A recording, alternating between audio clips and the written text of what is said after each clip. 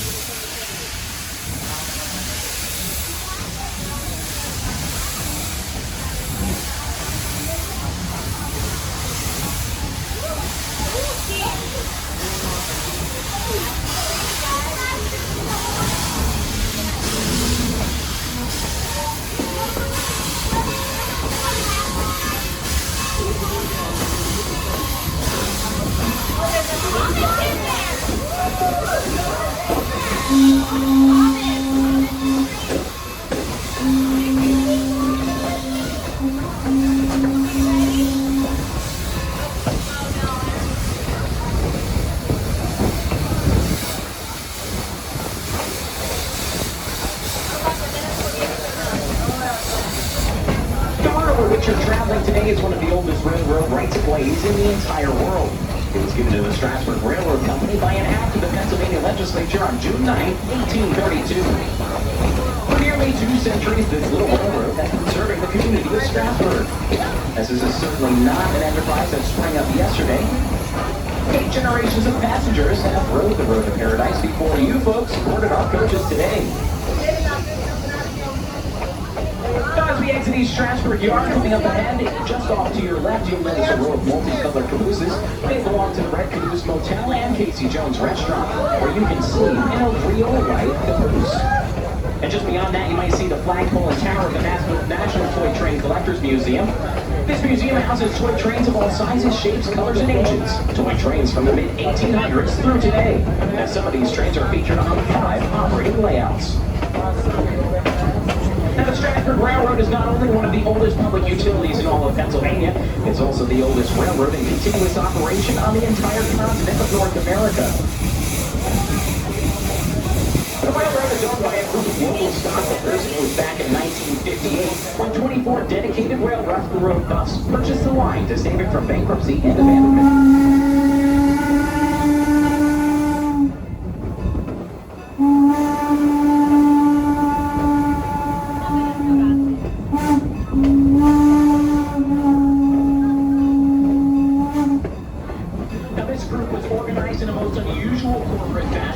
With 1 president and 23 vice presidents. They all donated their time, their money, and much hard work strictly as a labor of love for the fun of railroading. Now, every nickel of profit was put right back into the railroad. In fact, the Strasburg continues this tradition of historic preservation. On average, the railroad will spend between $250,000 and $750,000 restoring each of these antique, authentic locomotives and cars.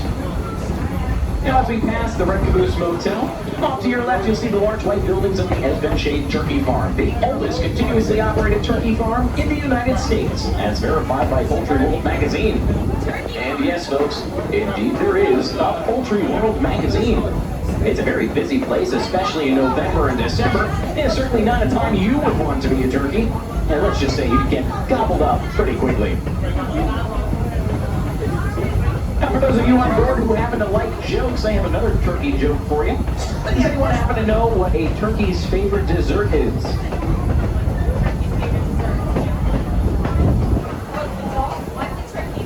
If you guessed peach cobbler, you would be correct.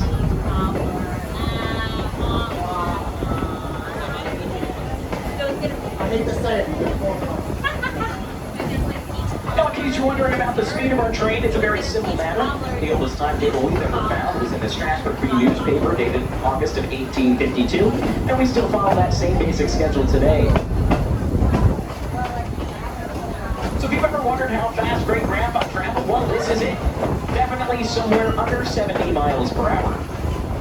Way under 70 miles per hour. Now, we typically travel around 15 to 20 miles per hour from Strasburg to Paradise, and around 30 miles per hour on the way back to Strasburg. Now, even still, this is probably a bit faster than when the railroad was advertising its services in the Strasburg Bee newspaper.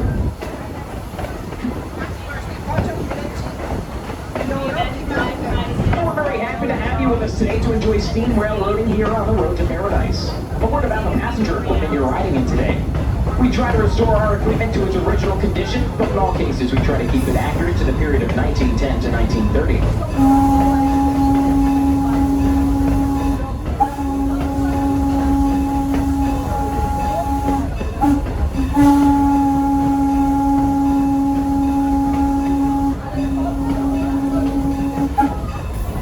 You're riding in were used on a variety of eastern railroads in central Pennsylvania and in northern New England, including the Boston and Maine, the Philadelphia and Reading, and the Western Maryland lines.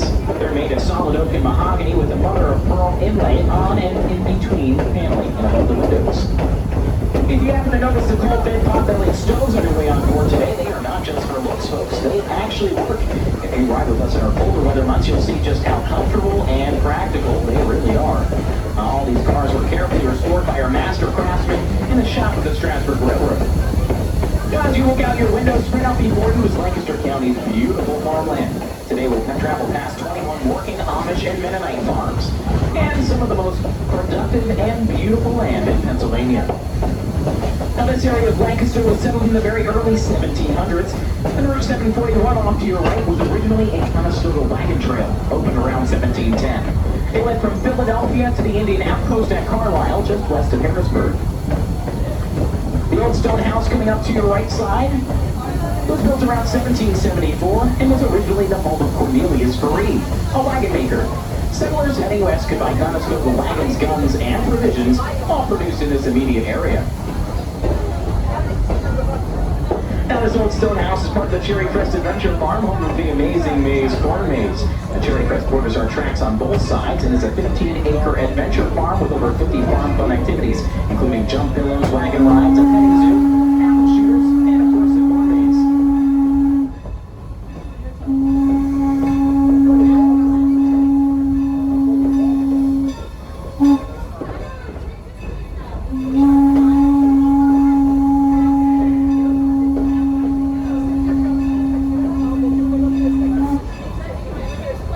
Adventure Farm is truly fun for the whole family. You can get off our trains when it stops at the picnic grove on a return trip if you'd like to visit this farm when it's open.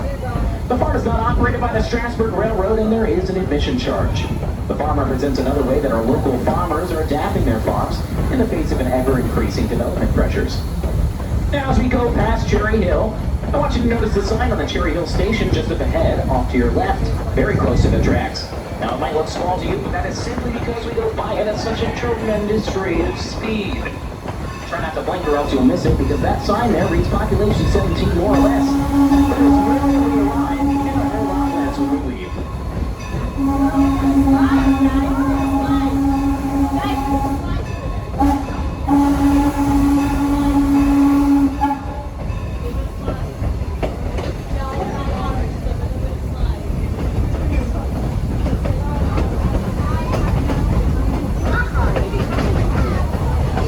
Here, folks, our train's going to be passing Gross Grove. We're not going to stop for any passengers on this trip.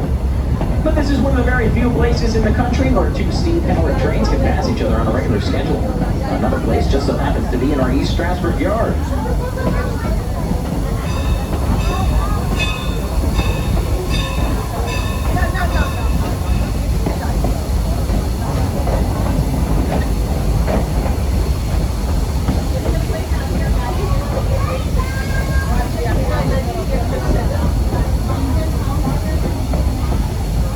Farm in the valley to the right is a typical Lancaster County Amish farm. Being clean, but very plain. There are no carpets, no curtains, no electric lights, no radio, television, or telephones, and certainly no automobiles. No, sir, this farmer drives a buggy, and there are plenty of big workhorses, mules, and willing hands to help with the hard work of farming. Now, in addition to dairy cattle, the produce consists of corn, wheat, rye, hay, barley, soybeans, alfalfa, and the famous Lancaster County broadleaf tobacco. Now, these are peaceful and prosperous people, contributing greatly to the farm economy of Lancaster County, and we are very proud to have them as our neighbors. Now, does anyone on board happen to believe in ghosts? Many years ago, in the Second Valley off to your right, used to be a narrow-gauge railroad, the Lancaster, Oxford, and Southern. Now, we used to call her Little, Old, and Slow. It's believed that the scrappers took up the rail so quickly that it stranded old number 6 out on the line with no way to get back. Although long since abandoned, sometimes when we blow our whistle for Carpenter's Crossing, the ghost of the old L&S train will answer us back. So as we come to a stop here, folks, I want you to listen very closely, and we'll see if that ghost's whistle will answer our whistle today.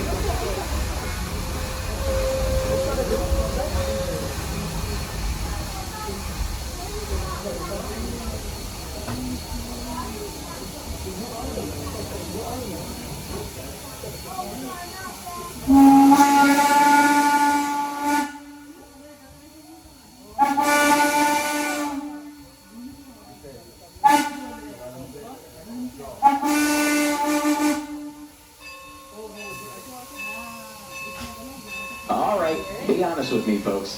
Which one of you said echo?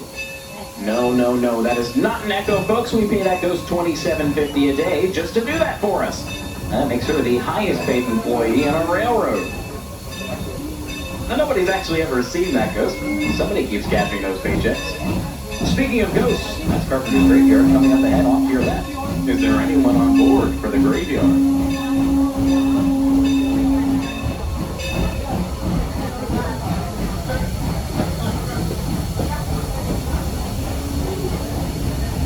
On the hill above the crossing is the graveyard, the oldest in Lancaster County. And it is buried Marie Ferry, a French Huguenot who fled France in the early 1700s to escape religious persecution. She and her followers eventually made their way to Pennsylvania and were finally given a grant by William Penn himself for 2.5 square miles right here in 1712. It was they who named their colony Paradise. Now back then, Marie Ferry and her followers were the only ones here, and this was the western edge of the American frontier.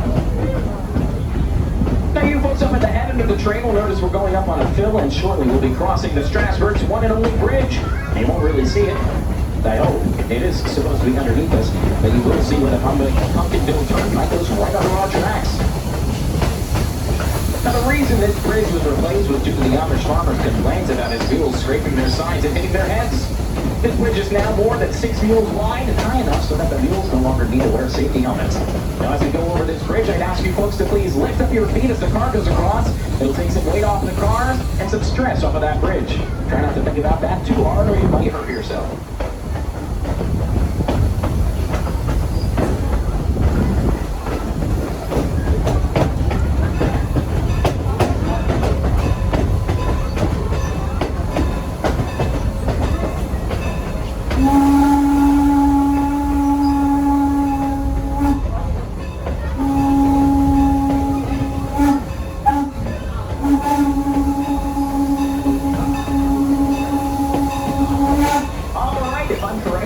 Safely across that bridge. Now, let's hope that bridge is still there when and if we return.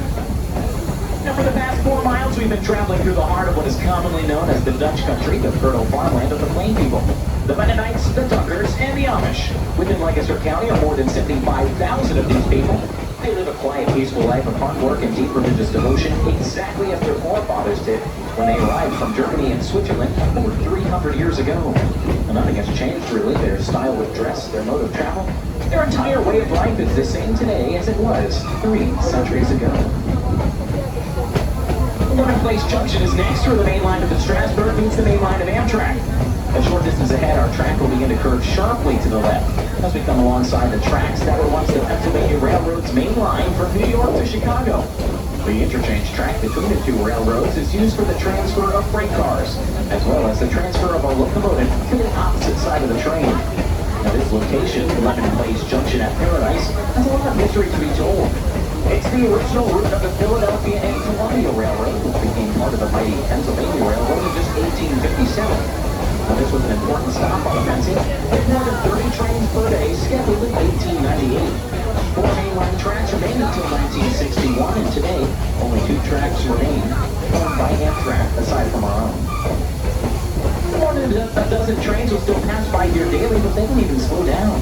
In the earliest days of railroading, when trains were pulled by horses, the large white building you'll see off to your right was a horse-changing station.